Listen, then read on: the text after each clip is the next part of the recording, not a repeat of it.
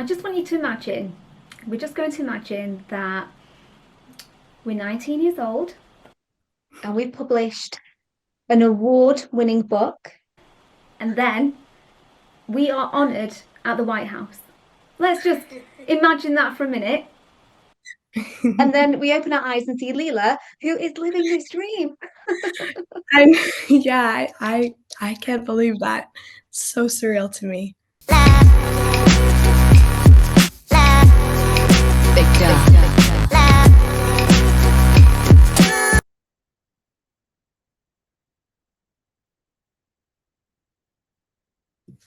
Hi. Hello. It's so nice to finally meet you. I know. How are you? I'm good. How are you? I'm good. Oh my gosh. I feel like I want to give you a hug. I know, me too. Exactly the same way I met your mum for the first time. It was just like, and here we are again. Like, I'm just getting deja vu. Yeah. Oh my goodness, I'm so happy to finally meet you. I know, me too. How are you doing? I'm doing well. Yeah? Yes, I'm very excited to sit down and chat with you. Me too. I can't wait. I'm just so proud of you. Everyone is just mesmerized by you as a person and your work, but I just feel like this proud older sister. Oh, thank you. And thank you for all your support and warm words. And it really feels like we have already met. I know. How's your mum? She's doing really well. Yes, everyone's doing really well. It's finally springtime here, so the sunshine's feeling good. Yeah. How warm is it there? Well, today I think it's around 50 degrees, but we had two big snowstorms at the beginning of spring, which is very a typical Maine spring. But now it's warming up and the sunshine's been out, so we've been taking a lot of walks outside and just soaking up the sun. Oh, nice. Well, unfortunately, it's not that sunny here. Oh, oh no. It is currently raining. It's very cloudy and dark, which is typical Manchester. I've got to start by saying I was watching some of your videos on YouTube, and the confidence that you have Oh, for 19 years old is just, it's amazing, and you're so inspirational. So where's that confidence come from, Leela? Have you always had it? yeah. No, I have not always been confident. I've always been a very shy person. I think pretty introverted. Not really wanting to speak up too much. I think it's always been that way. Like whether in the classroom, I'm not really like the first student to raise my hand, but over the years, I have felt more like I wanted to speak up about things and I wanted to stand up and I didn't want to be silent anymore. And I think that was part of me just like growing up and coming of age in a world and a time of such uncertainty. And I think it was really the global pandemic that really made me want to finally speak up and do something about the issues that matter to me and make things right. I think also it showed me that our world can change in a second, and I don't want to be silent and I don't want to regret not having spoken up about something that really matters to me. And like through writing and through speaking and talking about like climate justice issues and social justice issues, it's definitely bolstered my confidence in what I have to say on the page and also the message I'm conveying off page too. I still get shy and nervous whenever I go up to speak about something, but I think each like moment that I talk to someone or I speak in front of a crowd, I gain a little bit more confidence. And I'd say I'm definitely gained more confidence in what I have to say, and I've definitely valued what I have to say more now. So that has made me more brave and more confident when speaking up and sharing my ideas and opinions. Do you feel as though when you're speaking about a topic you're passionate about, naturally your confidence just comes to the surface? Yeah, I think it's like the moment before you step on stage, there's always those nerves and the fears and, "Oh my goodness, how is this gonna go?" But once I take to the mic or, like, read from a piece of writing of mine, all those worries melt away, and it's true, it's because 'cause I'm truly passionate about what I'm talking about, and I feel very confident about the words that I'm sharing, and I think also having a supportive audience and, like, a community who's there for me definitely makes me feel much braver when, taking to the mic and also, like, excited to share with others my thoughts and understand that I'm not alone in this and that there are a lot of people who feel similarly about these issues, and so being able to share, like, my perspective and my way into the conversation to open up conversations with others is really wonderful and has really made me wanna keep going in this direction and keep writing and keep sharing, because it creates these really wonderful, long-lasting connections with others and builds a strong community and, like, support system for me and for each other. That's lovely. That's so beautiful. And I just want you to imagine, we're just going to imagine that we're 19 years old and we've published an award winning book, and then we are honoured at the White House. Let's just imagine that for a minute. And then we open our eyes and see Leela, who is living this dream. I'm yeah, I can't believe that. It's so surreal to me. I can so believe it. It's so well deserved. And with the one book that you've written, it's created such a positive and strong impact, not just at the White House, but all around the world. And thank you so much for sending it to me as Of well. course. And I'm really lucky because look, well, you know this, but I got a signed copy. Yes, yes, you did. So I have to ask you, how did it feel going into the White House? Oh my goodness, I still don't really believe that it happened. It still feels very much like a dream.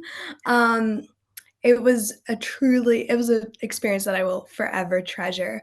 Um, like, not only stepping in the White House, which was incredible, and also, um, bringing my grandfather with me, um, Oh, which is he's like the American dream along with my grandmother because they were the first, in their family to immigrate from India to the US and build a life and start a home here, and so bringing him in was just that was incredibly emotional, and then being honored there for the change that I'm leading, it was just mind-blowing, and, um, I can see you're speechless now, even yeah, I talking know, about it. I can't even describe that experience, it was one that I will forever treasure, and also the friendships I forged with the other, girls being honored are ones that I will forever treasure too. There were like, we went bowling at the White House. I didn't even know there was a bowling alley. That was, like, the night before. We went flower picking with the first lady in her private clipping garden and made bouquets. I dried mine, it's on the wall over there. Wow. Um, yeah, so then there were also things like, "Wait a moment, where am I and what is happening?" But yeah, that it really made me feel it gave me more confidence, again, and just reinforced, like, I am on the right path, I am leading change, which is what I that's my hope, that's what I wanna do, I want my books to open up conversations and evoke empathy and also create change, not only in my community, but create that ripple effect, and so being honored, by the First Lady and the White House Gender Policy Council really reinforced that I am on the right track and made me wanna just keep going and keep growing. I mean, that should give you faith and confidence in yourself above all else, you know? Yeah. There's that's just huge. It's so big. And at night, I still can't get over the fact that you're 19 and you've achieved so much. It's so beautiful. And I keep saying I'm really proud because I am. Um, Thank you. but let's talk about your book.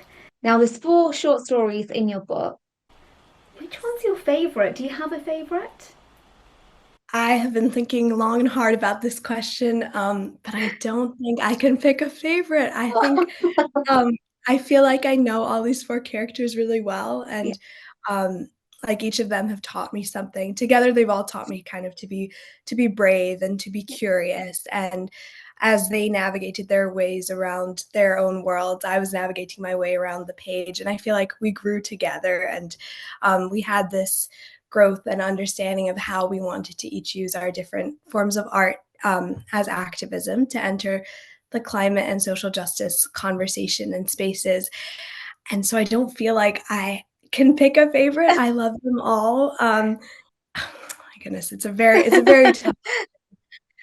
But yeah, they all have small elements of me poured into them a little bit, sort of like the love, the curiosity, the love for music, the love for art, family, community, all these elements that I poured in. And then they have their own elements too, and they're their own beings. And they feel like real people to me because I've spent so much time with them, building them and bringing them to life. And so I don't want to leave anyone out and pick a favorite. Oh, no, that's absolutely understandable.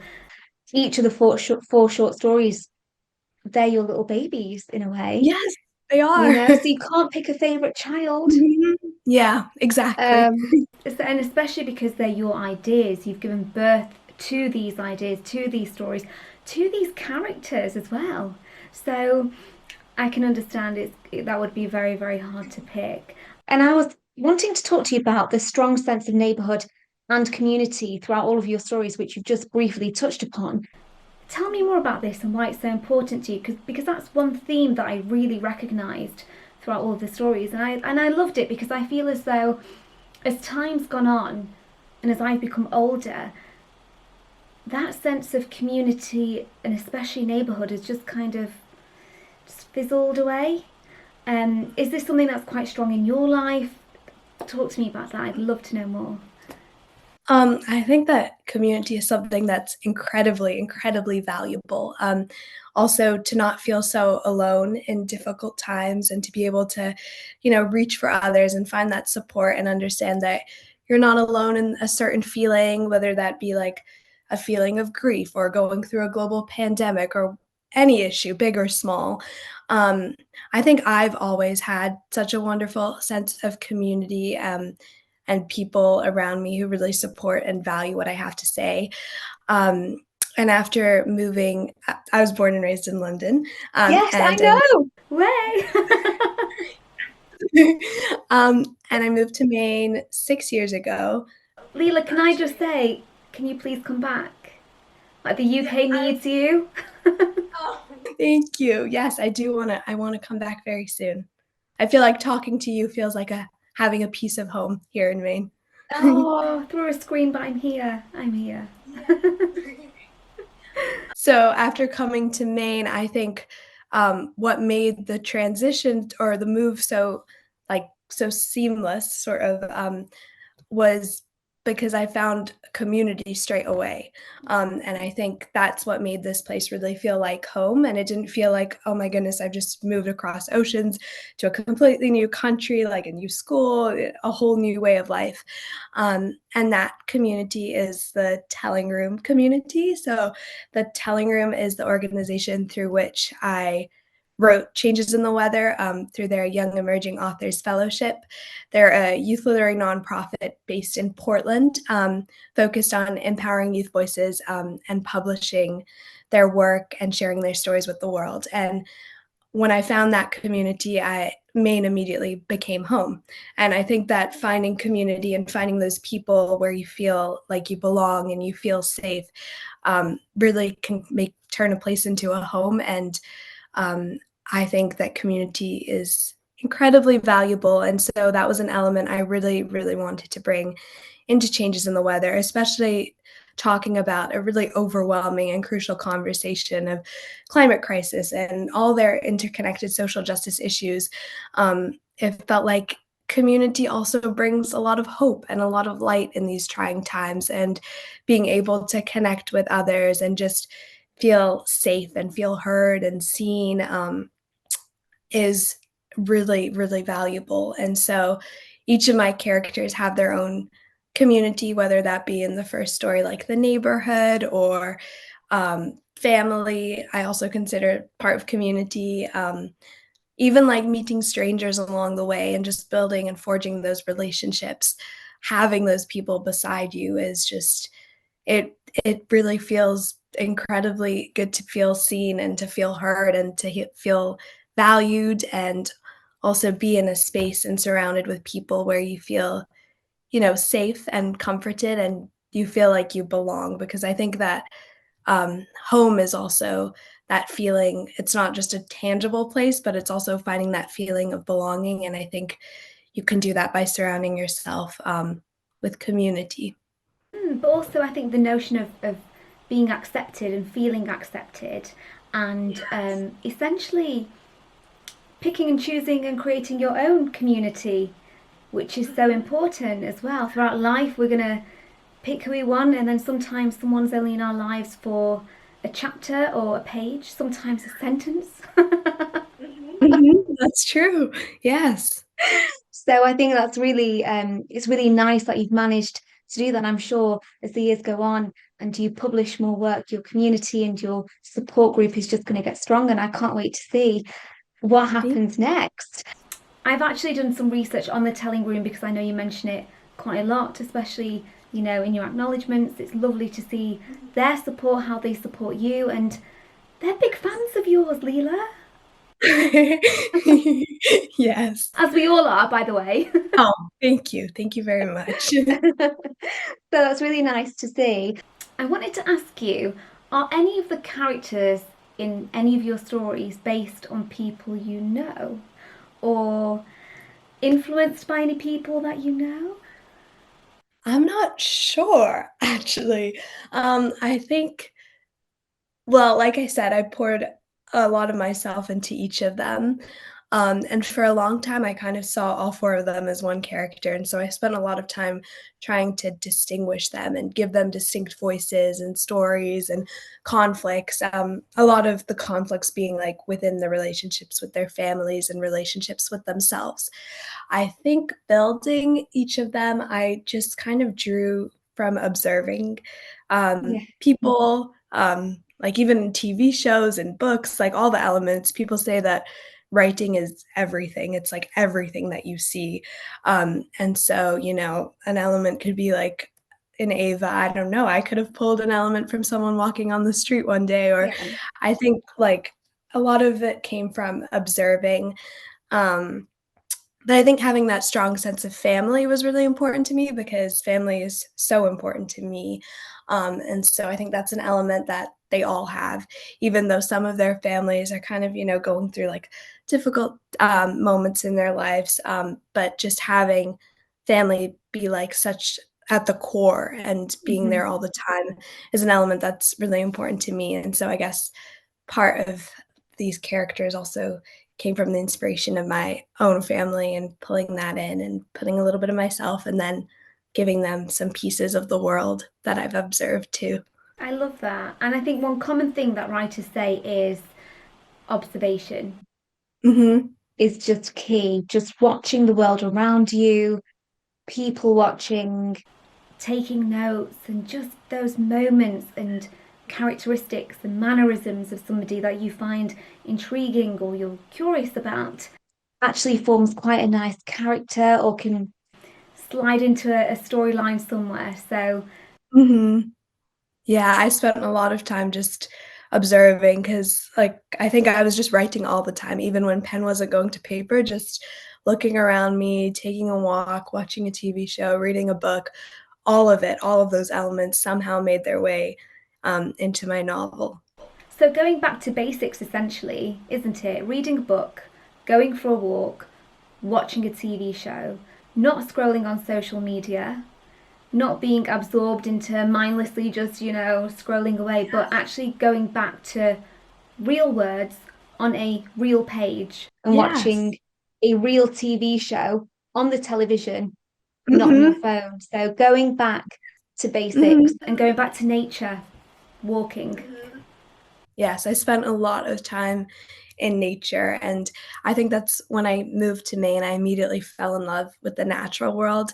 We had been coming here every summer because my uncle's been living here for over 20 years, so I always associated Maine with, like, it's called Vacation Land, it's one of its state mottos, so I always associated it with, like, summertime and the beaches and the islands and the mountains and the forest, I mean, everything is just stunning and beautiful, and so during the pandemic, because I was remote schooling and at home, most of my high school, time, I spent a lot of time outdoors, biking with my sister or walking with my grandfather or hiking with my family, and it really deepened my love for the natural world and also inspired me to take action and um, like find my way and figure out how I wanted to speak up about the climate crisis, which was becoming more present in my day to day life.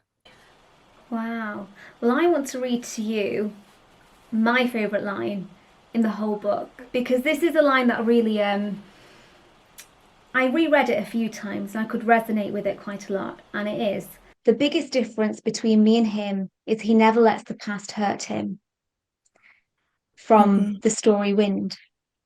On page 12 specifically, and I mhm. had to keep rereading it because the words are just so profound, they're so deep, and I think it's a real catalyst for thought for the reader, and that's what it made me do. And I thought, how does he not let the past hurt him? It's such a deep question for life, and Mhm. I do have these deep thoughts sometimes. I thought, how does he not? How do people not? Do they not let the past hurt them, or is it all just almost a front that they put on? Yeah, that is a great question. I think for Ambrose, he's like kind of the man of the household. The father's not in the story, and I think for so much of his life, he's had to show that he was strong and not Mm-hmm. vulnerable, and just push past all of those issues and those conflicts and those thoughts, and just keep moving forward and keep looking ahead. Um, but I think that for me, like I try each day to live more in the present moment. And not think about or like regret anything in the past and not worry about anything in the future, but just kind of be where I'm at. And so I think that's something that I continue to work towards. But I'm sure that I've also like pushed back some things of the past, like Yeah, just trying to keep moving forward. forward. But I think it's important to understand these elements of the past and and the present in order to move forward into the future. But yeah, it's very interesting to think about how people move forward in this world and all the things they carry with them as they do. Yeah. I think a book is always powerful when there is an emotion is evoked in the reader and there's that catalyst for change and you're inspired. But I think it's more powerful when there's one line that really sticks with you and Mhm. it's just a conjunction of words, collaboration of these words that just make you go, "Oh my gosh." And this was the sentence for me in the whole book, so I had to write it down. And thank you for that. Oh, You made my brain think in a different way. so much. So, in terms of your writing process specifically, where did the ideas come from, aside from the walking, the reading, the TV watching? So, like I said, the pandemic was really this moment where I felt inspired to speak up and to do something about the issues in the world because it was such an unprecedented time and it felt like the time was now. So I began, actually, I feel like I have to go way back to explain this, but um, as a child, I loved to write and I wrote all the time. It was this true passion of mine. I had notebooks filled with poetry and horror and short stories. I mean, all the genres. I was constantly writing. My mind was constantly buzzing with ideas of new stories to write. And it was this true passion of mine, and it brought me so much joy. Um, and it was a way for me to better understand myself and to understand the world around me, but also to dream up a world of my own. Mm. So I continued to write, and then we moved 6 years ago to the US, and all my like notebooks and pens went into moving boxes, and I was kind of distracted. Like after moving, it was a big change, just kind of adapting to a new country and a new home and new school, all the news. And then the pandemic hit, and it was like this big pause button on our world, and it felt like a moment where I began to really reflect. And my mother told me and my sister to start a journal and to just write down all the elements of every day of like the pandemic life, because one day it would be a tale to tell. And so I started writing down, like headlines of the news, just like what I did every day, and also all the silver linings too, because um, I really truly treasured that time at home with three generations, all the conversations we had, like sorting through photographs together, taking walks together. So there were a lot of silver linings of that time too. But as I began to write and also spend time outdoors, I realized that these two elements could be connected together, and that maybe my way into the climate justice conversation was through putting pen to paper. Um, and so then I saw the advertisement for the Young Emerging Authors Fellowship at the Telling Room, and I thought, why not apply? Because it was a time where I felt like, okay, you know what, the time is now. Like, why not give it a go? Yes. And so, yeah, yeah, I sat down to write, and I knew it was going to be about the climate crisis. Um, but I really struggled with perspective. And I originally sat down and I was thinking, okay, I'm going to go for short stories or poetry told through the perspective of endangered animal species forced out of their homes due to climate crises. Um, but as more time went on, I realized there's a species very familiar to you and me, yet with a story that remains untold, at least in fiction. And that's the story of humans, of climate refugees, of people who are forced out of their homes.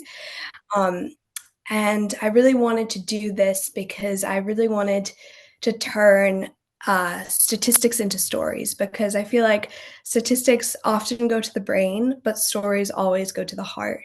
And when we feel Oh, that's that that's connection, we powerful, feel. Leela. That is that. Can Thank you you. repeat that, please? Yes. When statistics go to the with statistics, they often I forgot what I said. With statistics, they often go to the brain, but stories always go to the heart.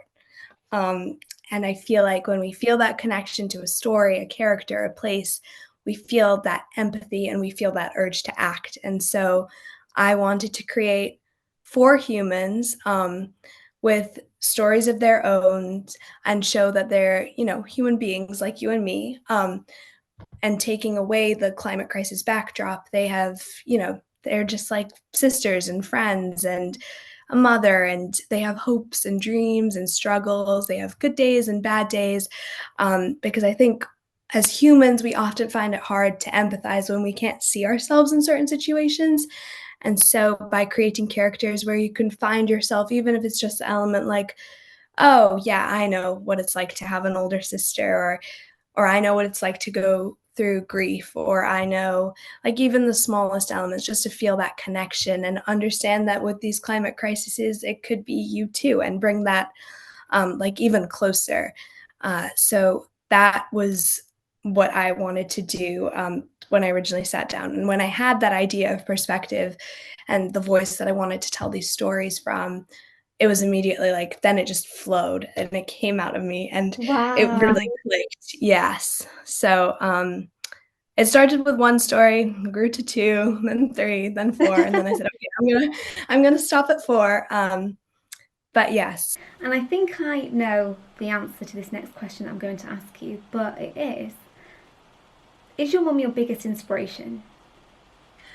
I my family is my biggest inspiration Yeah, for yeah. sure. When Yes. it comes to writing, though, specifically, Yes, I think my mom, my sister, my father, um, and my grandparents, I think, are my biggest inspiration, um, for everything that I do, whether that be writing or just, like, life, everything else. Life. Yes, life, life, yes. just life. Yes, yes. Because obviously your mum is a very Mhm. well-known, renowned author as well. Yes. So, did you grow up watching her write?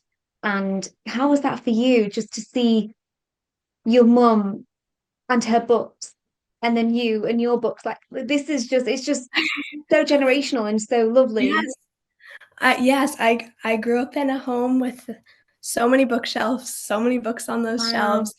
and just in a family of storytellers. Like, my parents would tuck me in with their childhood stories, my grandparents would tell me their stories. My sister, she's an incredible writer too, she loved to write, we wrote together. I mean, it was just like a house filled with words and books and stories and all the good things. So that I think I always knew that I wanted to write, but I never thought that I would be published so young, and so that is really surreal to me. I don't have another word to describe that other than surreal. Oh, well, I didn't know that your sister was also a writer. Yes, she is. So how old's your sister? She's 14. Oh my gosh. I'm sure she'll have a book published very, very soon as well. I have no doubt. Just getting younger and younger in your family, just the age of publication. Yes. Love it though, I love it. So, what's your creative writing process? I know a lot of writers who use post it notes. Sometimes they just write down the bits of the story that they know, then they just fill in the blanks as they write. Some writers I know have a plan. I'm a plan kind of girl. I need a plan. The perfectionist in me needs to know what's happening Plans are next. good. Yeah. Yeah, are you the same? Yes, I go with Leela, let's plans. high five to perfectionism. I go with plans. I always like to have an outline, though I almost never stick to it. I think a lot of it just comes from I think my writing process is it changes between projects. I've also done a lot of nonfiction since Changes in the Weather, and so the writing process for that is slightly different. But when it came to Changes in the Weather, it was kind of like any moment that I got an idea, I had to write it down. I mean, if I was Yeah, in the back of the car, if it was, like, on a receipt or whatever it was, I just had to scribble it down so that I didn't forget. And I think I was also very fortunate to be writing this book while also remote schooling and being at yeah, home because having, like, that asynchronous, um, like, assignments and lessons and just school in general allowed me to be very flexible and also prioritize my writing when I felt like I had an idea or something was flowing, I could just, like, switch over to that Google Doc and start typing. oh, I love a Google Doc. This is my life. Like I'm in the car, got an idea, walking, got an idea, whip out the Google Docs. It's just there. What a dream. For Google Docs, yes. I know, I feel very fortunate to have it there and just, like, be able to switch tabs or pull it up on a phone or whatever and just add to the document. Um, and it was a pretty messy document, of course, because it was a lot of like, "Oh, this and this and this," Yeah. but then slowly it became, something, and it started to make sense. Well, it definitely became something, Leela. Yes, it did. Became something very, very incredible indeed. I love how you've broken the stereotype of being a South Asian writer, but not actually writing a South Asian inspired story with no South Asian characters. And I love this. Assumingly, this is deliberate. Yeah, I think actually I didn't it's interesting. I didn't feel I think because I felt so growing up represented in literature, I didn't feel like I had to put that element in there, which is kind of strange, and I actually didn't realize it, until the end, and I think on the, like at the very, very end, there's one South Asian character in the background, Is but there who?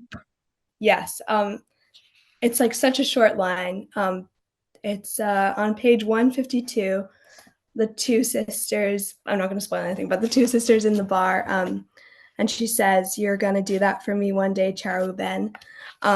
I was like, "I need to put a little bit in there, a little sprinkle." I will say that my next novel is predominantly South Asian characters.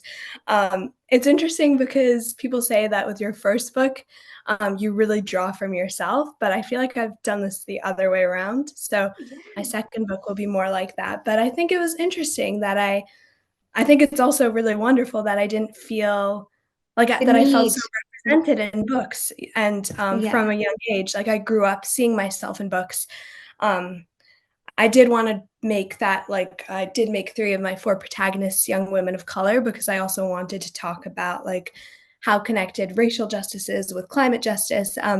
But I'm still fascinated by how I didn't even realize or didn't even think. But that's good in a way. It's good that you didn't realise, and that just shows that you have been surrounded by South Asian characters and stories whilst you were growing up. And for Which me, is it was very different. Yeah. mm, So the first book that I recognised on the shelves in a bookshop, which was South Asian, was your mum's book. yes, And you probably heard that story when, me and your mum were chatting. yes, And that for me was the start and almost the leadership book for other South Asian writers to then let go and almost feel free to write. yeah, But I love that you've gone about it unintentionally, without even think. You just followed your passion, and I think that's the most important thing to do in life, because when you do follow your passion, that's when success follows, because you've got that authentic voice and you've got that sincerity, that sincere, love for what you're doing and the stories that you're writing. yes. I know, I thought it was very interesting and didn't even come up like, I didn't even think of it. I didn't even consider it, which is I love it. I love it. I love it. I love it. So let's talk about climate change. A big passion of yours, right? yes. Yes, for sure. It's something that I've always been aware about. I mean, as a generation growing up, during this time, but I think it's something that I've thought more and more about living in a place surrounded with so much natural beauty and, living in Maine and just seeing all these incredible places and just not wanting to lose them and not wanting to lose so many places across, the globe. Um, I think it's something my generation is very conscious about, and so I was always aware of it growing up, but I wasn't really sure how I could make a difference alone. Um, and so I remember sitting down to write changes in the weather and kind of thinking, like, this is something I'm writing for myself at the moment, just to kind of like process everything that's going on and figure out exactly like who it is I want to be in this conversation and what it is that I want to do. But as I continued to write changes in the weather, I began to see that this like the audience of people who will one day hold this book in their hands, and thinking about how I want this to go to into everyone's hands because it's a global issue. So, like opening intergenerational conversations with this book, not only like a book for Gen Z, but also Mm-hmm. just our whole world because it's Yeah. something we're all facing. Um, so that's kind of I guess when I became a climate activist was, through my writing, which I didn't think was, the way that I would enter, but I feel like storytelling was really the way for me to kind of talk about these issues and open up these conversations and, connect with others who feel the same, not just youth, but everybody, everyone of all ages, and just begin talking about it more in a storytelling sense. Yeah. Makes it so much more relatable and accessible. Otherwise it's just facts and figures being thrown at you, and I think a lot of people are just like, huh. But when they can connect with a story, with a character, with their neighborhood, maybe that they're living in, or their community, it makes it a lot more human. Yes, yes, I agree, and also, I feel like when we're given a lot of facts and a lot of headlines, it becomes this very stressful and scary topic, and I, of course, want to bring that urgency and that fear across, but I also think, equally, if not more important, to bring that element of hope and also, see that light. I think that's also really crucial when we sit down and talk about these things, to have hope too. But with the hope that you've written, intertwined with the hope is such a strong and beautiful notion of love. Yes. Mhm. The love that you've got for others, the characters have for others, they love the love they find for others, which they Mhm. initially didn't think was there, the love Yeah. for nature and the world. So the love intertwined with hope, I think, is a beautiful partnership. Yes. No, I agree for sure. Yeah, I think love is really at the core. I think when I think of Maine themes and changes in the weather, it's really like love, community, and home. And all those elements are elements that bring hope, Mm. and just kind of connect us and make us feel less alone as well.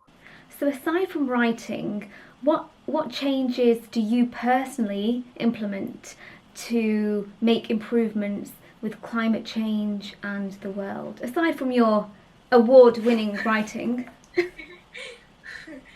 I'd say most of it is still connected to my storytelling.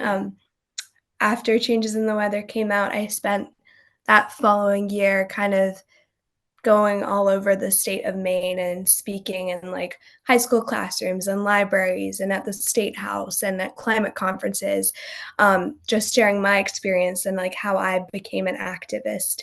And then after being at the honored at the White House and speaking at the White House, it became more of like a nationwide kind of not, it's not really a book tour, but like sharing my storytelling across the nation and like talking with a lot of youth activists about my journey and how I found my way into this space and into this conversation. And I'm currently on a gap year before heading off to college in the fall. And so I've really wanted to spend this year giving back to Maine, the state that Oh, became my home 6 years ago, and to all the incredible organizations doing such incredible work here. People often refer to Maine as a small town, but a big world because everybody knows each other, but there's just so much happening here across all like industries and all sectors. So I've been interning with some local environmental, educational, and literary nonprofits because those are like the three elements that I want like to continue to work with and be a part of as I go into the future. And so that's been really wonderful. And all of it's kind of pulled in that climate element, whether that be in storytelling or I'm working with an organization aiming to end childhood food insecurity in Maine. So that's another like way into the climate space. But yeah, it's just been really wonderful to talk and to share and to meet other incredible youth activists. There are so many in Maine and across the nation, and they really do give me hope and they really do make me feel like our voices and our stories have the power to change the world and to lead us to a happier, healthier future for our planet and our people too. oh, that's amazing. And I'm just going to put it out there. I think you should do a worldwide book tour. I would love that. I I'm would just absolutely. saying, Manchester would love to have you. So, Oh, I would love to go to Manchester. yeah, come to Manchester next and, experience the freezing cold weather. Wonderful. We do get very cold weather here too, so. That's true. That's This wasn't even the plan to ask you this question, but when you were writing this book, you were still in school. So you were still studying at the same time you were writing. How did you juggle that? What was your balance like? Did you feel as though writing this book almost became a chore at times?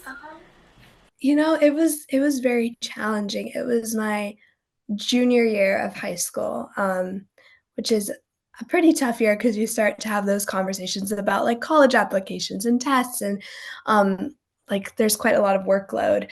I will say that being remote was very fortunate, having Yeah. that flexibility, though at times it was like, I really have to study for a test, but I really, really wanna write, and it's like, Oh, just pulled between 2 worlds. Um, but a lot of the time, I was very fortunate to be able to be like, "Okay, I have this idea going.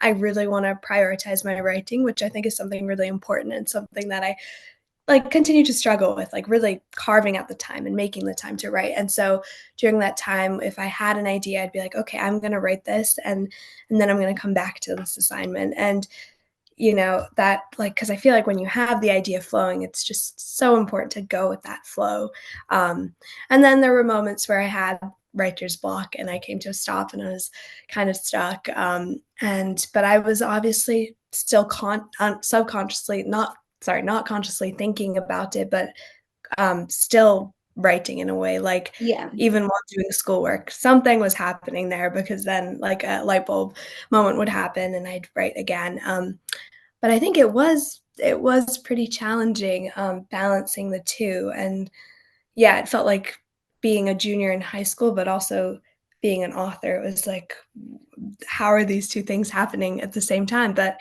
it did work, and it was so worth it, like, in those moments of stress or in those moments where I was, like, cramming for a test and also had a deadline to get the books, like, to the copy editor or something like that. It was so, so worth it. So your time management is on point, Leela. Yes, I like to be very organized, and I think that really helped me. Yes, and I know a lot of writers, me for example, if I've got an idea and I need to write, it often happens as I'm falling asleep or trying to fall asleep. Mhm. And if I'm not falling asleep, I start to get all stressed. Why can't I sleep? And I need to sleep. I've got to be up in X amount of hours. And then I get an Yeah. idea. And then I start to Google Docs, whip that out. Mhm. Thank you, Google Start Docs. typing in there. Yes. So Mhm. these ideas, there's no there's so much flexibility when you're a writer. You cannot plan when you're going to get an idea. You cannot plan when the spark or light bulb moment's going to happen because it just happens. And sometimes that's at 5 o'clock in the morning. Literally, I'll wake up and then I can't sleep and I'm like, that's next. That's next. Or they say this. It's so true, it's so unexpected when that moment's gonna come, or it's also usually, like, while you're, doing something completely different, you're not even thinking about this at all, and then you're like, "Oh my goodness, I need to pull up that Google Doc and start typing." Or get that receipt, any receipt that you can Yes, find. yes, any scrap piece of paper.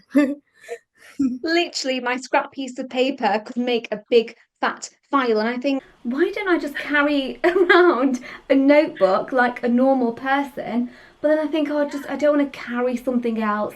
I'll write it in my phone. But then I still end up writing on a piece of Yes. paper that is just a little envelope or anyway. Yes. No, I don't really carry a notebook around either, so it's a lot of just loose papers all over the place, but Right? it's And hard. then I get more stressed. Yeah. So, Leela, do you write or do you write? I I type, though, I would like to do more by hand because, I've seen that, like, when I do it by hand, I'm really, really thoughtful about, like, each word that I put on the page Yes. because there's no back button. You can't just Yeah. click delete or, like, it's you're I feel like I'm very conscious about, like, the words that I put, and, um, there's a lot less editing when I do it that way because I'm not like, "Oh, I can just Right. backspace this." Yeah. Yeah. Mhm. It's less of a stream of consciousness when you actually write, I think. Yeah. You have to be very. No, we don't have to be. We naturally are a lot more mindful and we Yes. think Mhm. when we write a lot more than when we just. That's me anyway, Yes. you know? No, I agree. And I think we're also, like, a culture that's very much like, "Let's do all these things super, super quickly," and we don't take as much time for ourselves to just pause and reflect and, put a pen to paper and, like, pick up a book and read a book. Story of my life, Leela. Literally, my life is a race against time. Mhm. Yeah. Hmm. We're feeling that moment. We felt that moment. Yes, I know. We just took a pause for reflection. As we're saying that, my life is a race against time. We then take a moment and we're no longer racing against time.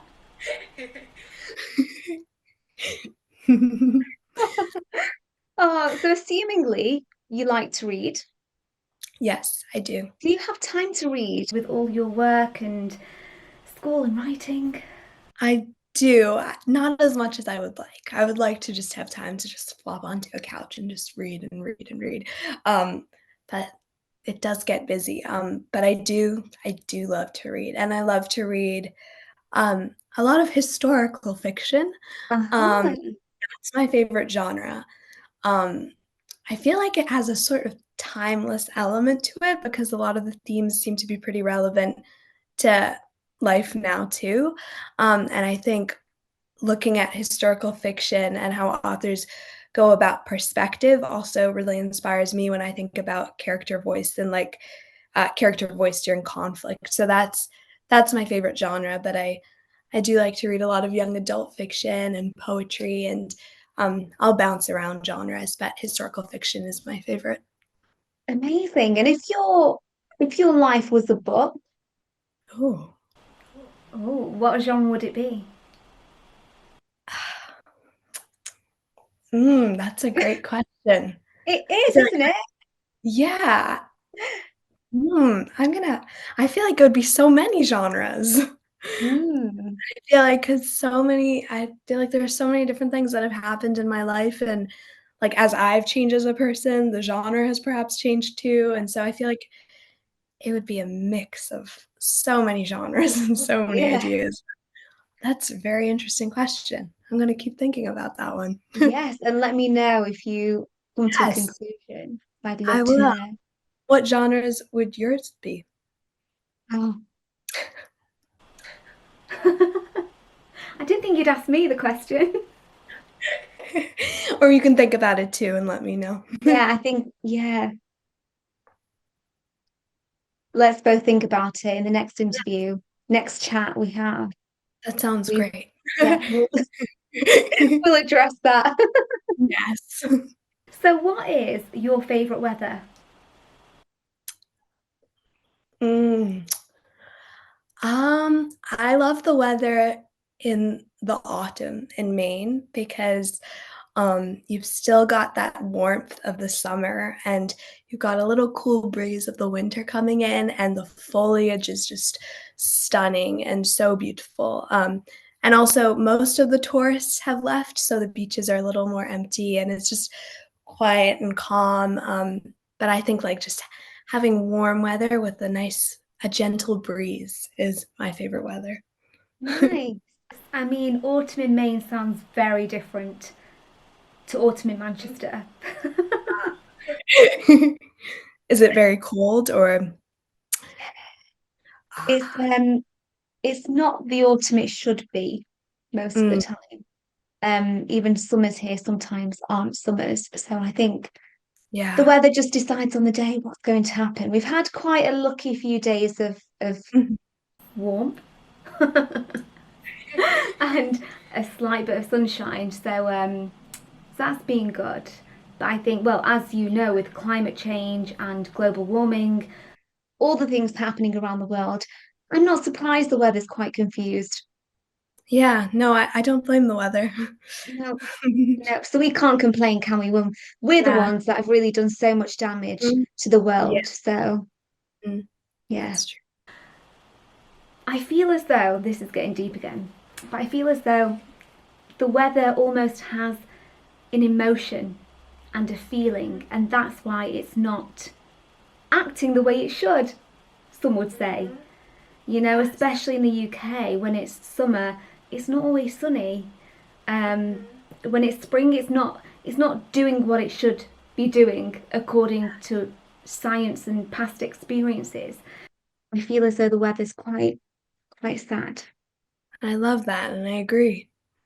Yeah, it's true, isn't Yeah. it?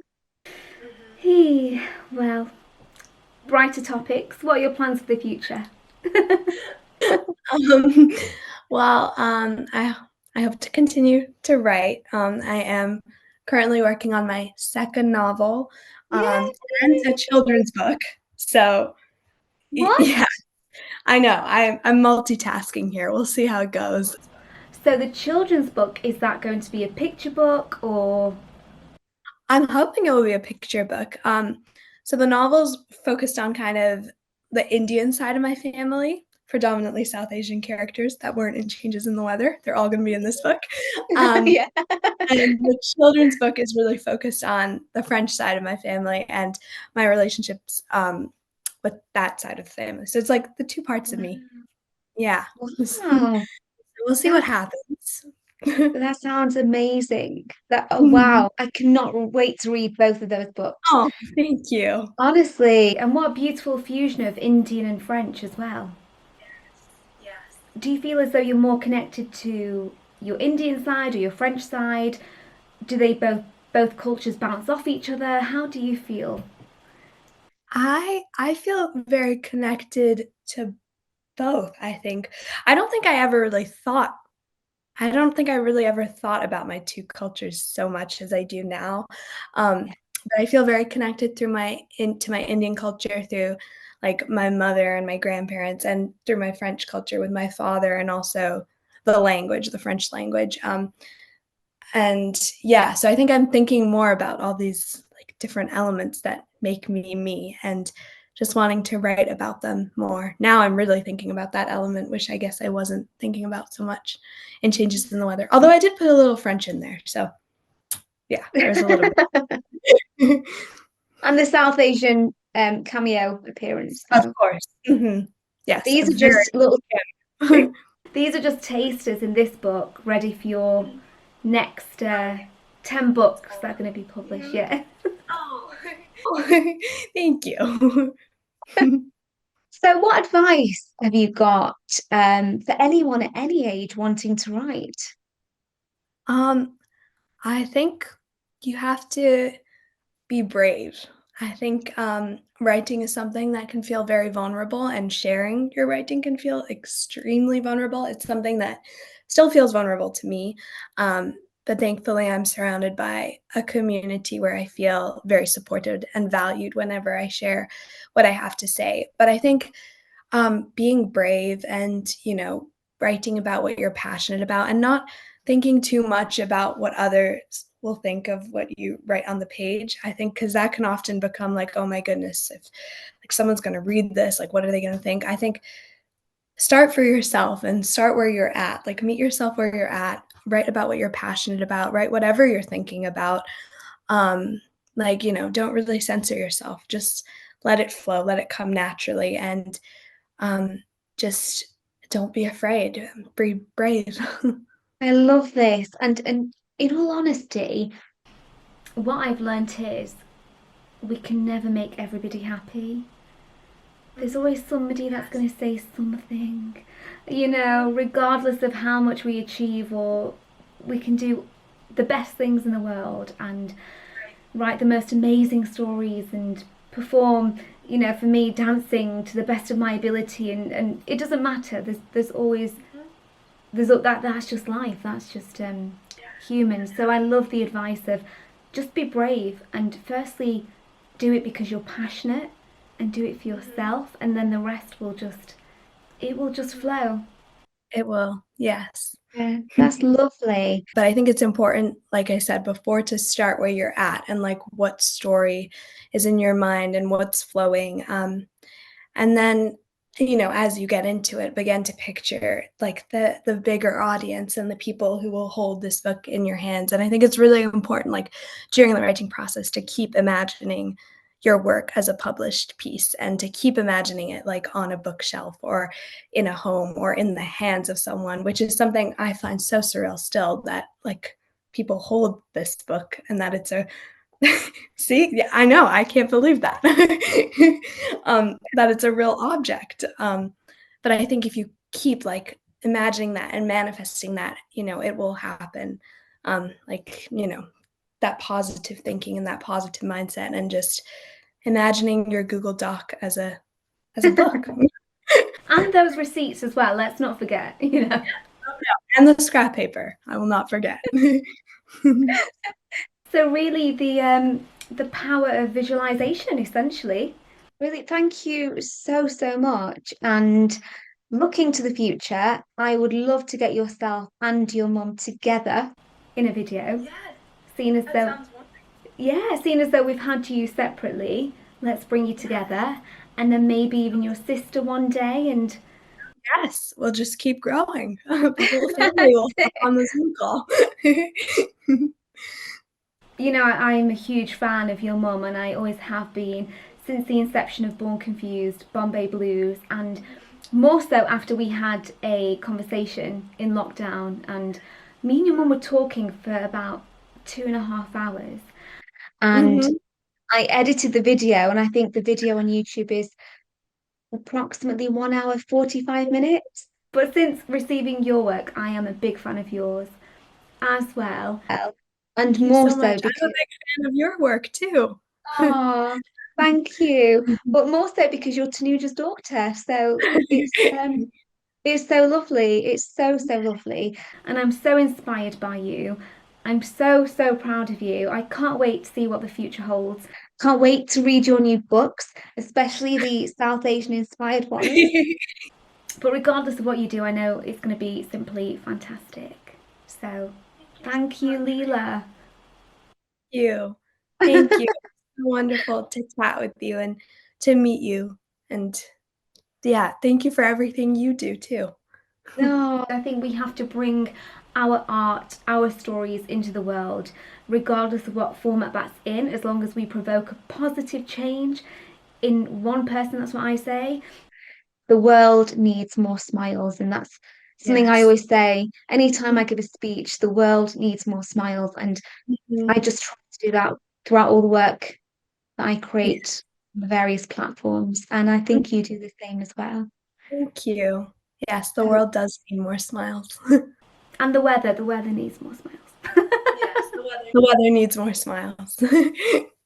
And that's why you're writing about climate change. Yes, exactly. And bring more smiles to the weather. Oh, and let's do this again as soon as your next Sounds books are ready, and wonderful. as soon as we can get your mum on. That'd be really Yeah. nice to have a conversation with you Mhm. both. And Yes, so excited. yay, and I hope to meet you one day in person. Yes, me too. Sending lots of love from Manchester to Maine, and thank you so much, Leela. Thank you so much, Ria. Lots of love, Leela. Lots of love. Thank you, Ria. You're welcome. Bye.